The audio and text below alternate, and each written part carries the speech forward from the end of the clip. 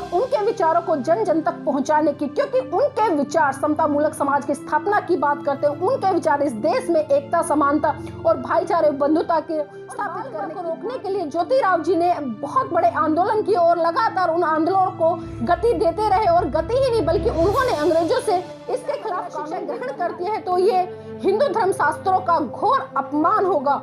और इसी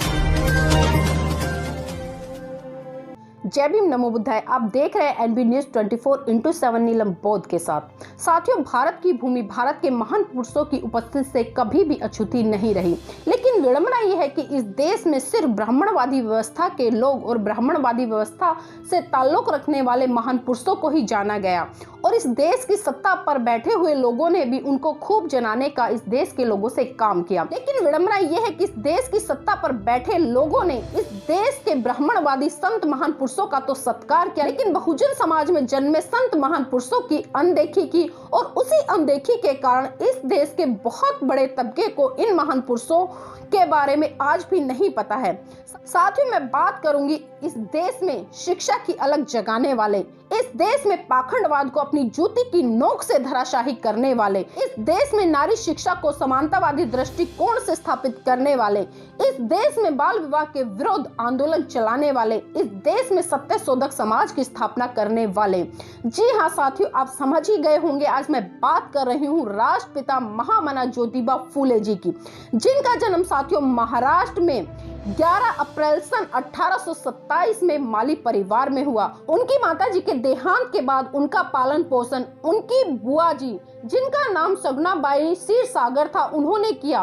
उन्होंने पूरी ईमानदारी से लाड़ प्यार और दुलार के साथ में ज्योतिबा फूले जी का पालन पोषण किया और कभी भी उनको माता की कमी महसूस नहीं होने दी।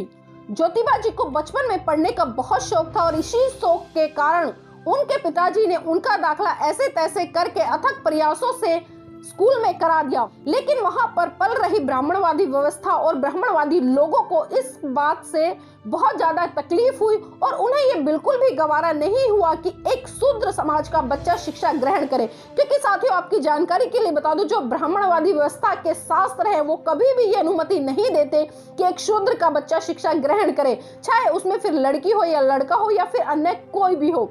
तो उस समय की व्यवस्था के खिलाफ जो ज्योतिबा फूले का संकल्प रहा शिक्षा लेने का, साथी वो बहुत लंबे समय तक तो नहीं चल पाया, क्योंकि राष्ट्रपिता ज्योतिबा फूले जी के जो पिता थे, जो ब्राह्मणवादी व्यवस्था के लोग थे, उन्होंने उनको कहा कि ज्योतिबा आप अपने बेटे को शिक्षा देकर आखिर क्या करेंगे, बल्कि वो ये कहने लगे कि अगर आप अपने बेटे को अंग्रेजी सिखाते हो या शिक्षा देते हो तो जो अंग्रेज लोग हैं वो इसको हिंदू ना रहकर बल्कि इसको ईसाई बना देंगे। और ये बात कहीं ना कहीं ज्योतिबा राव फूले जी के पिता के मन में बैठ गई और उन्होंने ब्राह्मणवादी व्यवस्था के पोषक लोगों के बहकावे में आकर ज्योतिबा जी की शिक्षा छुड़वा दी। लेकिन साथियों, ज्योतिराव फूले जी शिक्षा के प्रति बहुत ज्यादा समर्पित थे और बहुत ही दृढ़ संकल्प वाले थे, लेकिन उन्होंने मन मारते हुए उस समय शिक्षा तो छोड़ दी। लेकिन जब वो स्कूल में आते जाते बच्चों को देखते तो उन्हें बहुत पीड़ा होती और कई बार तो ऐसा हुआ कि ज्योतिराव जी फूट फूट कर रोने लगते और अपने पिता से आग्रह करते कि मुझे शिक्षा ग्रहण करनी है, मेरा एडमिशन दोबारा से स्कूल में करा दीजिए। लेकिन उनके पिता कहीं ना कहीं ब्राह्मणवादी व्यवस्था से ग्रस्त थे और उन लोगों के साथ में रहते थे जो लगातार शूद्रों को शिक्षा देने के पक्षधर में नहीं थे। और यही कारण रहा कि ज्योतिबा फूले जी लगातार 3-4 साल तक अपने भाई और पिता के साथ में खेत में काम करते रहे। लेकिन साथ ही उनका जो शिक्षा के प्रति जो उनकी रुचि थी उसने उनको बिल्कुल भी नहीं रोका और वो लगातार खेत में काम करने के साथ साथ शिक्षा भी ग्रहण करते रहे। ज्योतिबा राव के पड़ोस में 2 शिक्षक रहते थे, वो बहुत ही बुद्धिजीवी थे और बहुत ही जागरूक थे। जब उन्होंने ज्योतिबा जी के पिता से चर्चा की कि आप अपने बेटे को शिक्षा क्यों नहीं देते, उसका स्कूल में दाखला क्यों नहीं कराते, तो उन्होंने साफ साफ बताया कि यह कहीं ना कहीं हमारे धर्म ग्रंथों का अपमान है, क्योंकि धर्म ग्रंथों में हम शूद्रों को शिक्षा लेने का अधिकार नहीं है। लेकिन जब उन्होंने पूरी तरह से बताया कि जो ब्राह्मणवादी व्यवस्था है किस तरह से लगातार आपको कमजोर, अनपढ़ और पाखंडवाद में उलझा कर रखना चाहती है, और अगर आप शिक्षित होते हैं, आपके बच्चा शिक्षित होता है तो वो कल को आपसे सवाल खड़े करेगा, तो ये बातें कहीं ना कहीं ज्योतिराव के पिता के दिमाग में बैठी और इन बातों ने काफी उनके दिमाग में खलबली पैदा की और काफी चिंतन मनन करके उन्होंने और फिर से ज्योतिबा राव जी का दाखिला स्कूल में करा दिया और इसी तरह दोबारा से शुरू हुई ज्योतिराव जी की शिक्षा। जब ज्योतिराव कक्षा में प्रथम आते तो उनके पिता को बहुत खुशी होती और बड़ा गर्व महसूस होता उन्हें अपने बेटे पर कि मेरा बेटा तो बहुत ही होनहार है। ज्योतिराव के जमाने में विवाह कम उम्र में कर दिए जाते थे और इसी कारण ज्योतिराव का विवाह 13 वर्ष की उम्र में नाय गांव के खंडू पटेल की बेटी से तय हुआ जिसका नाम सावित्री बाई था। विवाह के बाद एक तरफ परिवार की जिम्मेदारी और दूसरी तरफ खेतों के काम की जिम्मेदारी भी ज्योतिराव जी के कंधों पर आन पड़ी और इस समय उन्होंने बड़ी मुश्किल से अपनी पढ़ाई के बीच में सामंजस्य बिठाया। कहने में बड़ा आसान लगता है कि पढ़ाई के साथ साथ में काम करना, लेकिन उस समय ये काम बहुत ही कठिन था क्योंकि उनकी उम्र इतनी थी भी नहीं। लेकिन कम उम्र होने के बाद भी ज्योतिराव जी बहुत ही कर्मठ, मेहनती, लगनशील व्यक्ति थे और अपनी मेहनत के बल पर उन्होंने बहुत कुछ हासिल किया। और इसी के साथ साथ जब समाज में घट रही परंपराओं को वो देखते, समाज में जिस तरह से पाखंडवाद, रूढ़िवाद फैला हुआ था उसके खिलाफ भी ज्योतिराव जी ने पुरजोर विरोध किया। साथ ही यहाँ पर मैं एक घटना का जिक्र जरूर करना चाहूंगी। ज्योतिराव का एक मित्र था जो कि ब्राह्मण था और जब उसका विवाह था तो उसने निमंत्रण दिया ज्योतिराव को अपने विवाह में सम्मिलित होने का। जब ज्योतिराव उसके विवाह में उपस्थित हुए और जब बारात चढ़ रही थी तो ज्योतिराव फुले जी आगे आगे चल रहे थे, लेकिन ये चीजें देखकर जो ब्राह्मणवादी लोग थे उनके तन बदन में आग दौड़ गई और उन्होंने तुरंत कानाफूसी करते हुए ये कहा कि ये दलित, ये अछूत्र, ये माली समाज का लड़का हमारी ब्राह्मणों की शादी में आगे आगे सीना तान कर ऐसे चल रहा है जैसे ये हमसे कितना ऊपर है। और जब ज्योतिबा राव के कान में ये बात पहुंची तो उन्होंने अपने स्वाभिमान को बचाते हुए तुरंत उस बारात से निकलकर अपने घर लौट आए और उन्होंने घोषणा किया उस जाति व्यवस्था को, जिस जाति व्यवस्था ने इंसान को इंसान ना समझकर बल्कि उसको अछूत, नीच और न जाने कितनी जातियों में बांट रखा था। लेकिन विडंबना देखी कि जो उनके प्रिय मित्र थे, जो उनके साथ में इतनी सहानुभूति रखते थे, इतना प्यार रखते थे, उन्होंने भी एक बार ज्योतिबा राव को रोकने की चेष्टा नहीं की क्योंकि साथियों वो भी कहीं ना कहीं उसी ब्राह्मणवादी व्यवस्था के पोषक थे जिस व्यवस्था को वो झेल रहे थे और इसी कारण उन्होंने अपने मित्र को रोकने का प्रयास भी नहीं किया।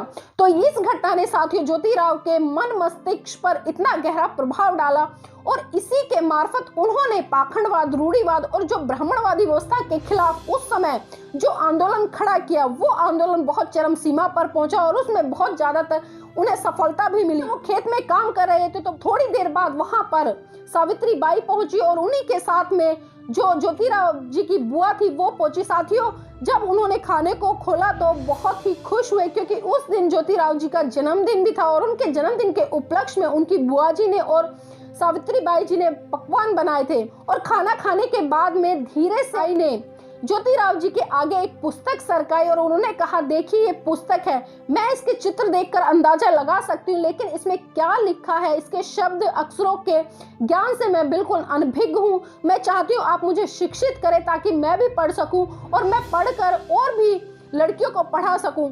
तो साथियों इस तरह की इच्छा माता सावित्री बाई फुले की देखकर राष्ट्रपिता ज्योतिबा फुले को बड़ा ही गर्व महसूस हुआ और उन्हें बहुत खुशी हुई कि सावित्री बाई शिक्षा ग्रहण करना चाहती है और इसी के साथ साथ उनका जो प्रयास था वो आगे बढ़ता रहा और उन्होंने माता सावित्री बाई फुले को शिक्षित किया और शिक्षित करने के साथ साथ उनका जो घर का आंगन था वो बहुत बड़ा था, वहां पर उन्होंने समाज की बहन बेटियों को पढ़ाना शुरू किया। भारत की पहली शिक्षिका माता सावित्री बाई फुले रही क्योंकि अपने जीवन में महिलाओं को शिक्षा देने का काम और शिक्षा ग्रहण करने का काम माता सावित्री बाई फुले ने किया। लेकिन ये चीज ब्राह्मणों को रास नहीं आ रही थी क्योंकि ब्राह्मण लोग कभी भी नहीं चाहते थे कि महिलाएं शिक्षा ग्रहण करें और शिक्षा ग्रहण करके वो अन्य महिलाओं को शिक्षित करें। अगर महिला शिक्षा ग्रहण करती है तो ये हिंदू धर्म शास्त्रों का घोर अपमान होगा।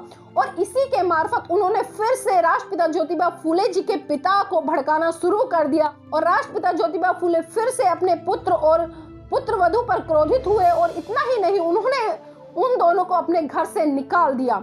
लेकिन साथियों राष्ट्रपिता ज्योतिबा फुले और माता सावित्री बाई फुले के जो जज्बे थे वो रुकने वाले नहीं थे। लगातार उन्होंने अथक प्रयास किया और उन्होंने बहुत जगह किराए पर मकान लेने का प्रयास किया लेकिन विद्यालय के लिए उन्हें कहीं भी कोई जगह किराए पर नहीं मिली। लेकिन उस समय एक और एक ऐसी महिला निकलकर आती है जिसने उस समय की जो परंपरा थी उनके खिलाफ खड़ी हुई। उनका नाम था फातिमा शेख। जी हाँ साथियों, फातिमा शेख ही वो महिला थी जिन्होंने राष्ट्रपिता ज्योतिबा फूले और माता सावित्रीबाई फूले को अपना मकान दिया और उस मकान में उन्होंने बच्चों को शिक्षा देने का काम किया। इसी के साथ साथ साथियों कारवां बढ़ता रहा और सावित्रीबाई फूले और फातिमा शेख के साथ मिलकर ज्योतिबा फूले जी आगे बढ़ते रहे और लगातार ब्राह्मणवादी व्यवस्था के खिलाफ लोहा मनवाते रहे। उनके इन कामों को देखकर लगातार ब्राह्मणवादी व्यवस्था के लोगों के बीच में खलबली मच गई और लगातार आए दिन कानाफूसी होने लगी कि ये तो हमारे धर्म ग्रंथों का अपमान कर रहा है। लेकिन साथियों सावित्रीबाई फूले और ज्योतिबा फूले इन चीजों से घबराने वाले नहीं थे और वो लगातार आगे बढ़ते रहे। और इतना ही नहीं, उन्होंने देश में पल रही उस व्यवस्था के खिलाफ भी पाखंडवादी लोगों से लोहा लेने का काम किया। जिस समय छोटी छोटी बच्चियों का विवाह कर दिया जाता था, जिसे उस समय बाल विवाह के नाम से जाना जाता था। अगर बचपन में किसी का पति मर जाता था तो उस लड़की को पूरी उम्र विधवा के रूप में जीवन यापन करना पड़ता था और उसको तरह तरह के ताने समाज के झेलने पड़ते थे। इन्हीं सभी बातों को सोचते हुए और इन पर चिंतन मनन करते हुए और बाल विवाह को रोकने के लिए ज्योतिराव जी ने बहुत बड़े आंदोलन किए और लगातार उन आंदोलनों को गति देते रहे। और गति ही नहीं बल्कि उन्होंने अंग्रेजों से इसके खिलाफ कानून भी बनवा लिए। और इतना ही नहीं साथियों, मैं आपको एक घटना से और रूबरू कराना चाहूंगी। बात है काशीबाई की। काशीबाई ब्राह्मण समाज की एक महिला थी। बचपन में उसका पति मर जाता है तो उसी के घर वाले और आस पड़ोस के लोग उसके साथ में दुर्व्यवहार करते हैं, जिसके कारण वो महिला गर्भवती हो जाती है। और फिर जब उनको पता चलता है कि ये महिला गर्भवती है तो वो उसको घर से धक्के मार कर निकाल देते हैं। और जब वो महिला समाज के तानों से परेशान हो जाती है तो वो निर्णय लेती है आत्महत्या का और वह पूना शहर में मुठा नामक नदी के किनारे जाती है। और जब वह उसमें छलांग लगाने वाली होती है तो ज्योतिराव फूले वहां पर भ्रमण कर रहे थे नदी के किनारे। एकदम उनकी नजर अचानक से उस महिला पर पड़ी और वो दौड़ कर गए। उन्होंने उस महिला का हाथ पकड़कर खींच लिया और उससे पूछा कि आप ये आत्महत्या क्यों करना चाहती हो। और जब उस महिला ने बताया तो वो फूट फूट कर रोने लगी और उसने आप बीती सारी ज्योतिराव फूले जी को बता डाली। और जब ज्योतिराव फूले जी उस महिला को, जिसका नाम काशीबाई था, उसको घर लेकर आए तो वो माता सावित्रीबाई फूले ने उस महिला का स्वागत किया और उसको घर में शरण दी। और शरण ही नहीं दी बल्कि उसकी प्रसूति भी अपने घर में ही कराई। जो काशीबाई का बेटा हुआ उसको राष्ट्रपिता ज्योतिबा फूले और माता सावित्रीबाई फूले ने अपना नाम दिया और उस बच्चे को उन्होंने गोद लिया जिसका नाम यशवंत रखा। और उन्होंने उस बच्चे की परवरिश उसी तरह से की जिस तरह से कोई माता पिता अपने बच्चे की करता है। उसका नाम जो यशवंत था वो यशवंत भी साथियों आने वाले समय में नाम के अनुसार चरितार्थ हुआ। उसके अंदर जो संस्कार जो गुण थे वो राष्ट्रपिता ज्योतिबा फूले की ही तरह थे। और वही यशवंत बड़ा होकर एक डॉक्टर बना और डॉक्टर बनने के साथ साथ उसने भी अपने माता पिता की तरह लोगों की सेवा करना शुरू कर दी। और साथियों इसी तरह से और भी घटनाएं हैं ज्योतिराव फूले जी के जीवन को लेकर। साथियों मैं एक घटना का यहाँ पर जरूर जिक्र करना चाहूंगी क्योंकि जिस समय ब्राह्मणवादी व्यवस्था पनप रही थी और उस समय ज्योतिराव फूले जी जो कि विवाह होते थे और विवाह में जितने भी संस्कार होते थे, या जन्म संस्कार हो या मृत्यु संस्कार हो या विवाह संस्कार हो, उसमें जितने भी संस्कार कराए जाते थे वो ब्राह्मणों के द्वारा कराए जाते थे और जो दान दक्षिणा दी जाती थी वो ब्राह्मणों को दी जाती थी।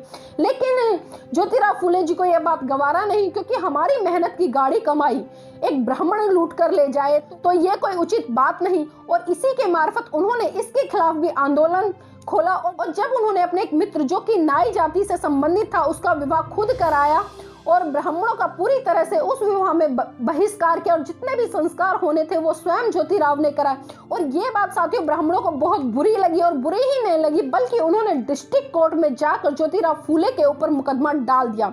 लेकिन आपकी जानकारी के लिए बता दूं कि जिन ब्राह्मणों ने ज्योतिराव फूले के खिलाफ मुकदमा डाला था, जब मुकदमे की पैरवी हुई तब जज ने पूछा कि आखिर क्या बात है। तब ब्राह्मणों ने अपने तरीके से बताया कि साहब जो भी ब्राह्मणों के द्वारा संस्कार होते हैं, जो उसमें दान दक्षिणा मिलती है वो ब्राह्मणों की होनी चाहिए, लेकिन ज्योतिराव फूले ने वो दक्षिणा खुद रखते हैं या फिर समाज से लेते नहीं है। इस तरह से तो ये हमारे पेट पर लात मारने का काम कर रहे हैं, हमारे रोजी रोटी छीनने का काम कर रहे हैं। साथियों, आपकी जानकारी के लिए एक बात और बता दूं, उस समय जो जज था उसका नाम था गोविंदराव राणाडे, जो कि ब्राह्मण जाति से ही आता था और ब्राह्मण जाति से आने के साथ साथ उसने जो डिसीजन दिया वो ब्राह्मणों के फेवर में ही दिया।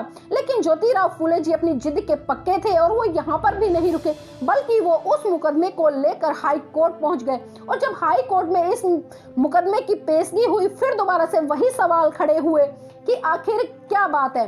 तो जब ज्योतिराव फूले ने जो ब्राह्मण लोग थे उनके वकील से सवाल किए, तो उन्होंने कहा मैं आपसे एक सवाल पूछता हूं। तो उन्होंने कहा पूछिए। तो ज्योतिराव जी कहते हैं साहब मुझे ये बताइए, क्या अपनी शेविंग आप खुद करते हैं? तो उन्होंने कहा जी हाँ खुद करता हूं। क्या आप अपने घर के कपड़े खुद धोते हैं? तो उन्होंने कहा जी हाँ खुद धोता हूं।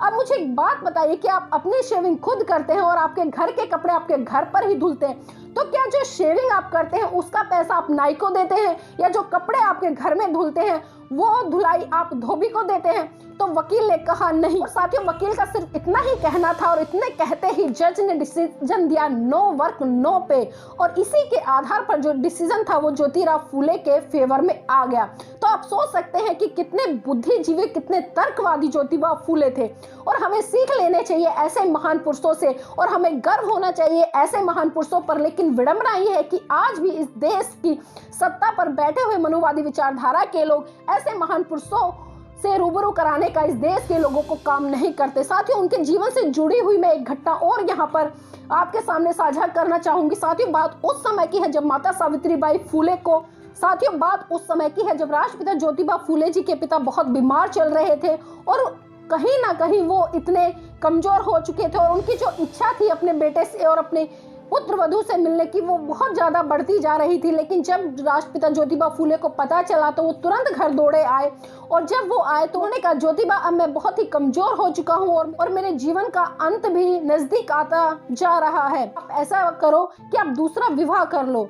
उस समय ज्योतिराव जी ने जो उत्तर दिया वास्तव में बहुत ही चौंकाने वाला उत्तर था, और मैं ये कहूंगी कि आज भी कोई आधुनिक पुरुष इस तरह के उत्तर नहीं दे सकता। जब ज्योतिराव के पिता ने कहा कि आप दूसरी शादी कर लीजिए और उससे जो बच्चा होगा उसको देखकर मेरा जितना बाकी जीवन है वो भी कट जाएगा, तो ज्योतिराव इस बात की चिंता करते हुए स्पष्ट कहते हैं हो सकता है पिताजी मुझ में ही कोई कमी हो, क्यों ना हम सावित्री का विवाह दोबारा करा दें और उसके लिए पति ले आए और उससे जो बच्चा हो उसको खिलाकर आप अपना बाकी का जीवन यापन कर लीजिए। ये बात सुनकर उनके पिताजी को गुस्सा तो बहुत आया, लेकिन मैं फिर कहूंगी कि जो राष्ट्रपिता ज्योतिबा फूले थे साथियों बहुत ही समानतावादी दृष्टिकोण के थे और बहुत ही महिलाओं के पक्षधर थे, क्योंकि वो कभी भी महिलाओं के साथ में पक्षपात नहीं देख सकते थे और लगातार वो समानता की बात करते थे, समानता को स्थापित करने की बात करते थे। और इतना ही नहीं साथियों, परम पूज्य बोधिसत्व बाबा साहब डॉक्टर भीमराव अंबेडकर भी राष्ट्रपिता ज्योतिबा फूले को अपना सामाजिक गुरु मानते थे। तो साथियों, हमें सीख लेनी है ऐसे महान पुरुषों से और ऐसे महान पुरुषों के विचारों को जन जन तक पहुंचाना है, क्योंकि अक्सर बहुत सारे महान पुरुष कहते हैं कि जिन विचारों का हम प्रचार नहीं करते वो विचार हमारे उस पेड़ की तरह सूख जाते हैं जिस पेड़ में ना तो खाद दिया जाता है और ना ही पानी दिया जाता है। तो जरूरत है इस बहुजन समाज को अपने महान पुरुषों पर गर्व करने की और उनके विचारों को जन जन तक पहुंचाने की, क्योंकि उनके विचार समता मूलक समाज की स्थापना की बात करते हैं। उनके विचार इस देश में एकता, समानता और भाईचारे, बंधुता के स्थापित करने की बात करते हैं। तो साथियों, फिर से दोबारा से मैं एक बार समस्त देशवासियों को 194वीं जयंती पर बहुत बहुत मंगल कामनाएं देती हूँ और उम्मीद करती हूँ कि आप अपने बच्चों को और अपनी आने वाली पीढ़ियों को अपने महान पुरुषों से अवगत कराएं, उनके विचारों से अवगत कराएं, ताकि आपके बच्चे सही दिशा में बढ़ सके। इन्हीं शब्दों के साथ अपनी बात को विराम दूंगी। जय भीम, नमो बुद्धाय।